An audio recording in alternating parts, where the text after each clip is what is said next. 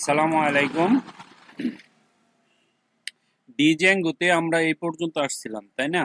এর পরবর্তী স্টেপ আমরা পাসওয়ার্ড ক্রিয়েট করব আর ইউজার নেম সুপার ইউজার, ঠিক আছে?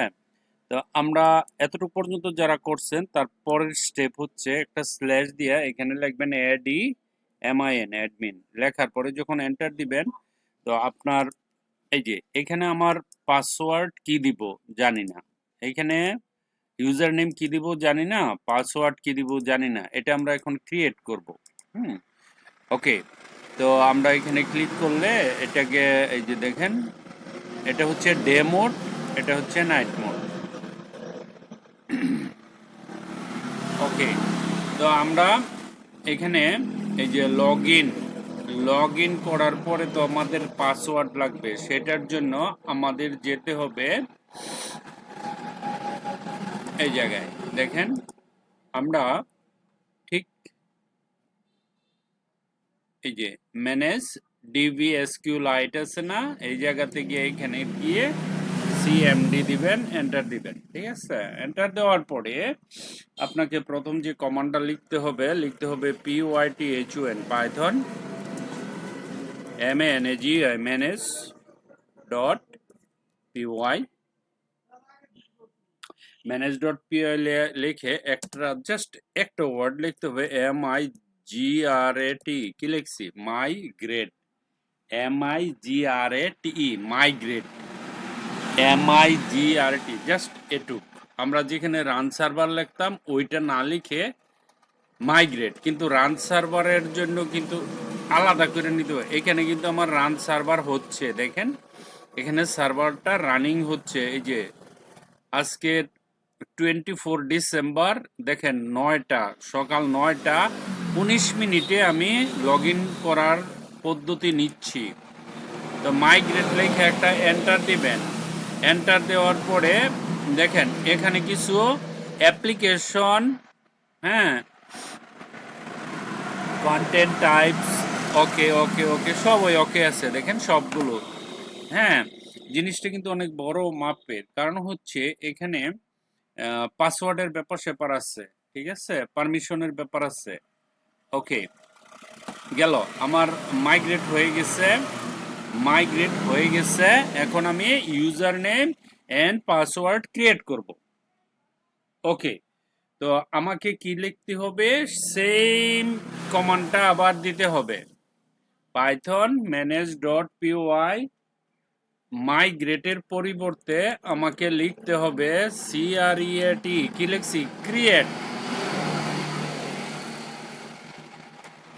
SUPER super, USER super user.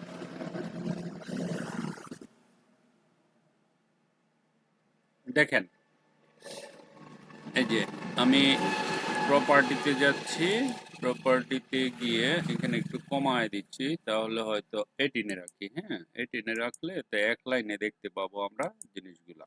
ওকে, পাইথন কমান্ডটা মুখস্থ করে ফেলবেন। প্রথম কমান্ড হচ্ছে Python manage dot PY migrate করার পরে পরবর্তী যে কমান্ডটা দিবেন সেই কমান্ডটার নাম হচ্ছে create super user. Python manage dot PY create super user. প্রথম যে কমান্ডটা দিছি সেটা হচ্ছে Python manage dot PY migrate. বারবার বলার উদ্দেশ্য একটাই, যে আপনারা মনে রাখতে পারেন না এটা, ঠিক আছে? Migrate Python manage dot PY migrate, তারপরে কমান্ড দেওয়ার পরে কমান্ড মাইগ্রেট হয়ে যাবে। তারপরে কি লিখতে হবে? Python manage dot PY create super user. লেখা যখন আপনি এন্টার দিবেন আপনাকে কিছু প্রশ্ন করব। লিভ ব্ল্যাঙ্ক বলতেছে ইউজার নেম। হুম, ইউজার নেম কি খালি রাখবেন না কিছু লিখবেন? আমি লিখবো, খালি রাখবো কেন? লিখলাম সেলিম 007। ওকে, ইমেল অ্যাড্রেস SALIM salim@gmail.com, এরকম একটা ইমেল দিবেন।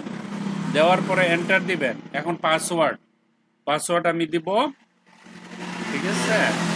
ধরেন আমি পাসওয়ার্ড দিলাম সেলিম @1234, এন্টার। আমি এন্টার দিলাম। এগেইন পাসওয়ার্ড বলছে SALIM সেলিম @1234, এন্টার। পাসওয়ার্ড দিলাম। সুপার ইউজার ক্রিয়েটেড সাকসেসফুলি, ঠিক আছে, আমার পাসওয়ার্ড ক্রিয়েট হয়ে গেছে।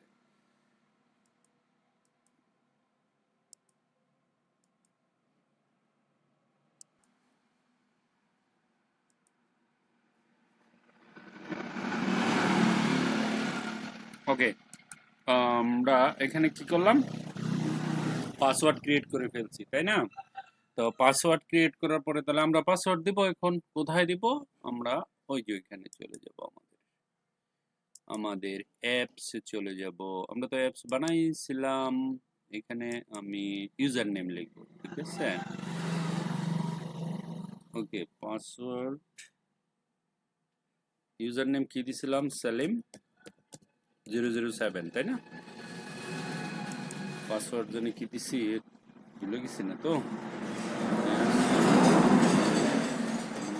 1 2 3 4 এরকম মধ্যে দিছিলাম।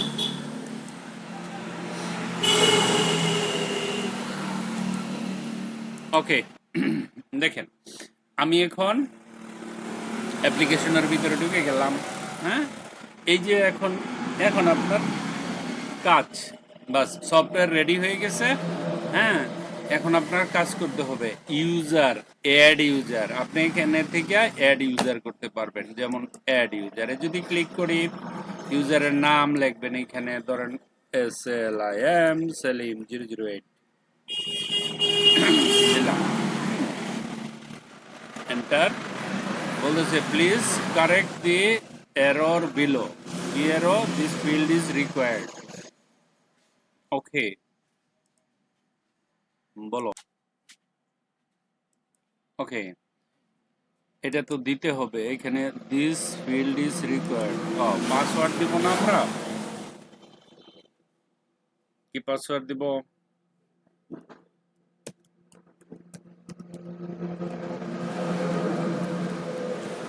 ধরুন একটা পাসওয়ার্ড দিবেন আপনি। Password based authentication enable, password confirmation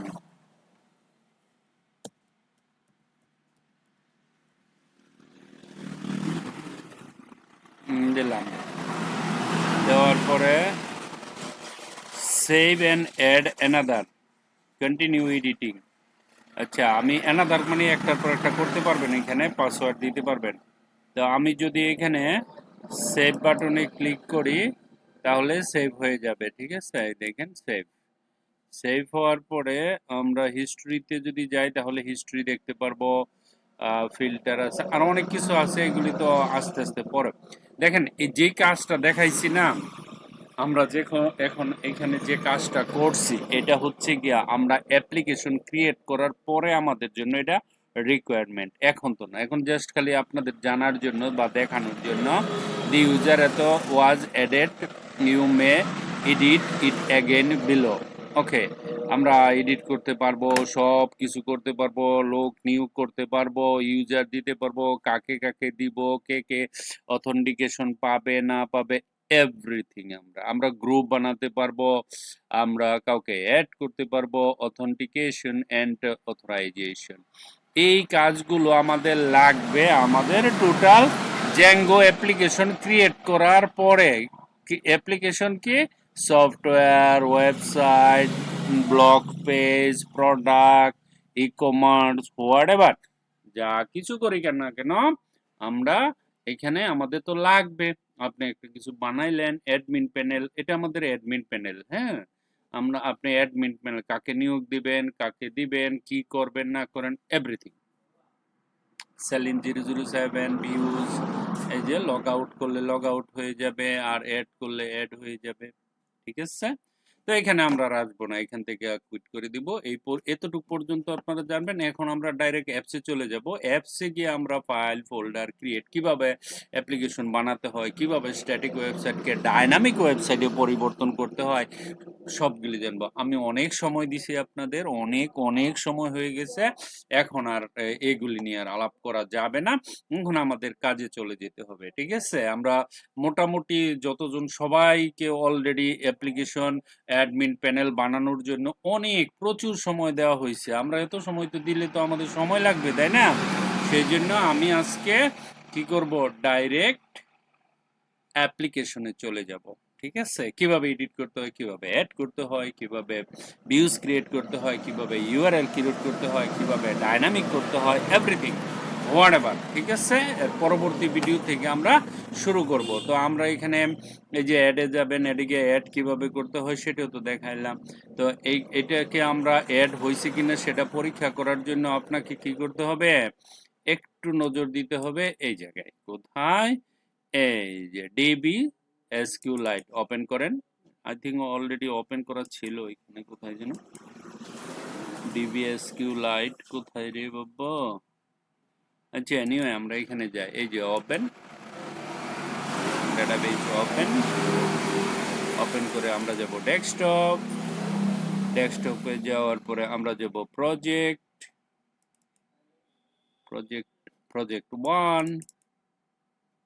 1 যাওয়ার পরে প্রজেক্ট 1 এর ভিতরে যাব। এই যে এসকিউলেট আছে না, এইখানে এটা ওপেন করব আমরা। এই যে ওপেন করব।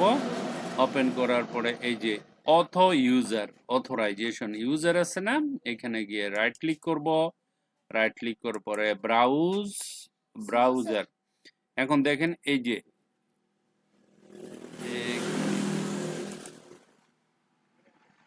আমাদের দুইটা হয়ে গেছে। এটা কেটে দেই, এটা কেটে দেই, এটাও কেটে দেই, তাই না? ওকে, সেলিম 007, সেলিম 008। ওকে, তো আমরা এখানে ফিল্টার দেই নাই। এই যে এটাও দেই নাই, আমরা পাসওয়ার্ড ক্রিয়েট করেছি।